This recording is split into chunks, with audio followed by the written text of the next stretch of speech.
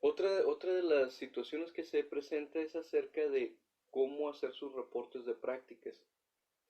Al inicio del semestre vimos una manera en la que íbamos a trabajar y pegamos unos acuerdos en el inicio de sus libretas, unas hojas donde dice cómo vas a realizar cada uno de tus trabajos. En esas hojas dice cómo realizar el reporte de prácticas.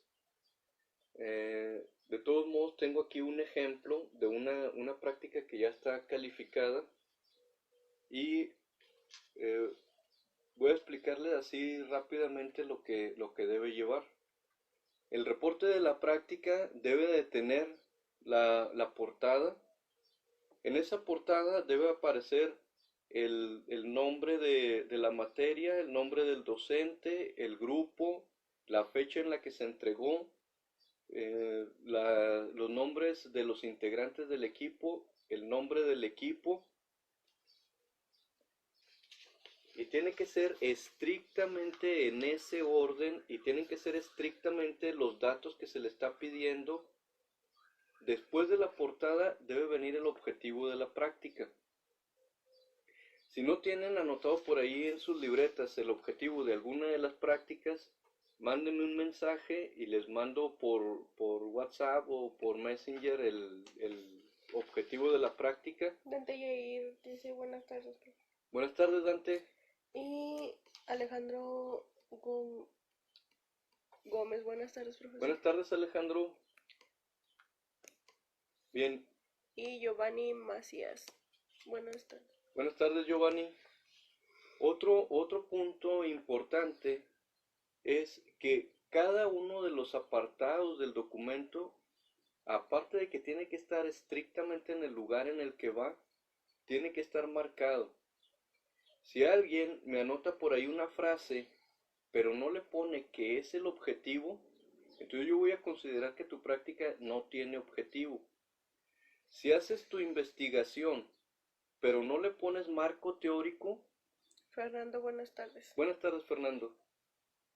Pero no le pones su título de marco teórico, voy a suponer que no investigaste nada. Entonces, tiene que estar exactamente en ese orden y tiene que tener sus títulos.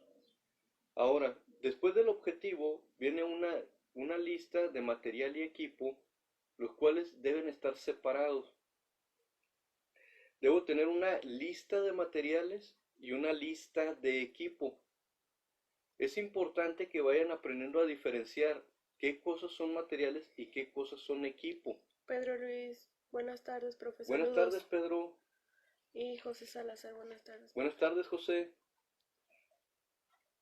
Bien, más adelante, los que están en cuarto, en quinto semestre, van a ver la documentación del mantenimiento. En esos documentos aparecen en algunas ocasiones materiales y en algunas ocasiones equipo. Juan Carlos, buenas tardes. Buenas tardes, Juan. Y entonces es importante que vayan aprendiendo a diferenciarlo porque así se administra el mantenimiento. Cuando estén en la empresa tienen que recurrir por los materiales a un almacén, mientras que en ese almacén no va a haber instrumentos ni va a haber herramientas.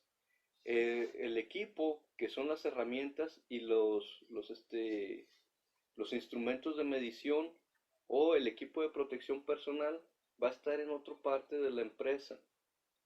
Va a haber un departamento de seguridad industrial en donde va a estar tu equipo de protección personal. Lisbeth Bravo, buenas tardes. Buenas tardes, Lisette.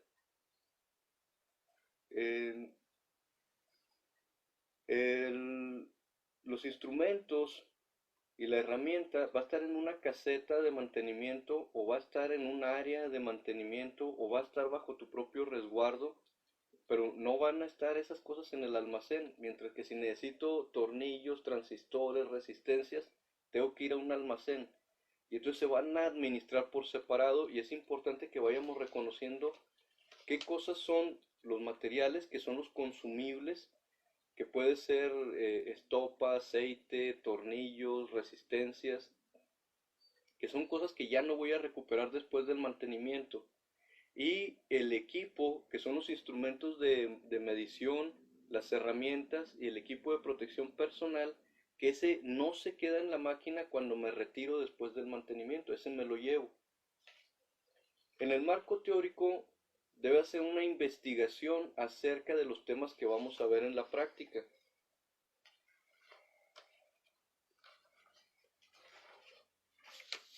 Después del marco teórico viene el desarrollo de la práctica. Ese desarrollo no son los pasos de la práctica, no es una receta de cocina, como me han puesto en algunos reportes. Este desarrollo es una historia de qué estuvo ocurriendo. Les comento cuando tenemos clase presencial. Las prácticas están diseñadas para que se resuelvan en máximo 2 horas por un experto. Pero nosotros estamos en la escuela, estamos aprendiendo y no lo vamos a resolver en 2 horas. Hay ocasiones en las que por alguna razón se les dificulta algún tema y se llevan hasta un mes resolver una práctica que está diseñada para 2 horas y tenemos que justificar qué estuvo ocurriendo. Si en esta historia tú me pones que empezaste la práctica, que todo salió bien, que el profe te revisó y tan, entonces espero ese reporte al siguiente día después de que puse la práctica. En caso contrario, yo voy a suponer que un mes no estuviste haciendo nada y luego en 2 horas resolviste todo, pero te pasaste un mes de holgazán y va a bajar tu calificación. Este desarrollo es para que me justifiques, ahí me expliques por qué te tardaste tanto en hacer algo que es para 2 horas. Después de eso, vienen los diagramas y esquemas. Esto que tengo aquí es un esquema, es cómo se mira físicamente la práctica que estoy desarrollando. Y entonces si vas a agregar por ahí un dibujo de cómo es tu máquina, de cómo se ven los circuitos, le pones por acá un título de esquema. Aquí no tiene el título, entonces tiene que decir por acá esquema. Y luego pones el dibujo de cómo se mira tu máquina. Si yo estuviera ahí frente a tu máquina, ¿cómo la miro? Aquí no traigo un ejemplo de diagrama eléctrico, pero por ahí en la materia de documentación técnica, algo así se llama la materia. Llevan una materia acerca de interpretación de documentos, algo así. Ahí les deben haber enseñado la simbología eléctrica y los diagramas eléctricos.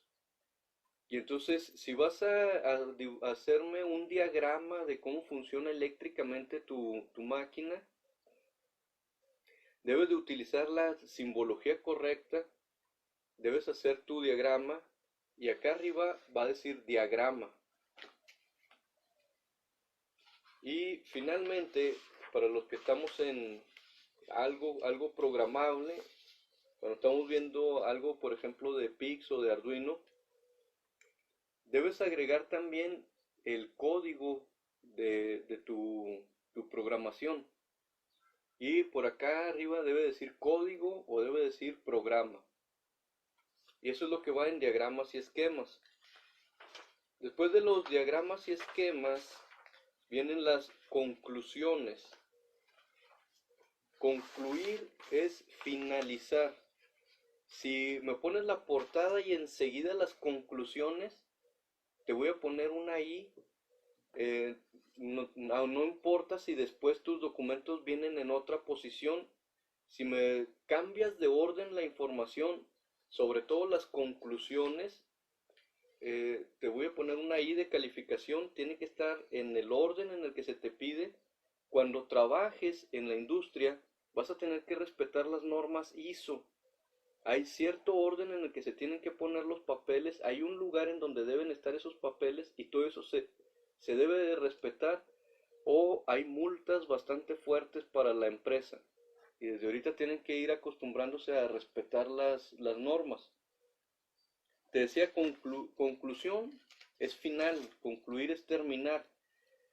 Cualquier cosa que me pongas después de las conclusiones no lo voy a tomar en cuenta, voy a suponer que no lo pusiste. Y entonces esa es la manera en la que deben de realizar su reporte de práctica. Hay algunos reportes que me enviaron, pero no cumplen con esa estructura. Entonces no me enviaron reportes. Los reportes deben tener esa estructura.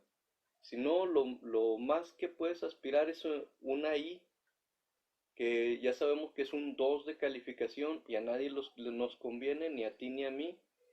Entonces, respeten ese orden